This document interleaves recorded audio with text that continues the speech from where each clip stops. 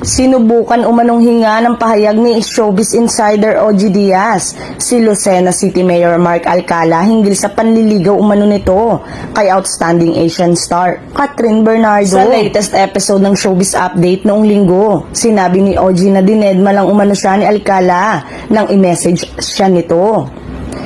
Syempre, mini-message ko sa kanyang messenger si Mayor. Tinanong ko na nga tungkol doon, walang sinabi, deadma, saad ni OG. Nung una, sabi ko, Mayor, deadma. So, sumagot siya, sorry tito, medyo busy. So, ka ako tomorrow. Wika niya. Dagdag pa niya. Tapos, inano ko na, gusto ko lang malaman kung nanliligaw siya kay Catherine. Hindi siya sumagot. So, sabi ko, true nga na nanliligaw ka, Mayor, kay Catherine. Hindi pa rin sumagot. Matatandang nagsimula ang chikang ito nang lumabas ang isang artikulo kamakailan na nagsasabing si Alcala umano ang bagong manliligaw ni Catherine.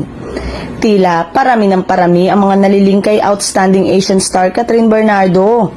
Simula nang mag-break sila ni dati niyang jowang si Daniel Padilla.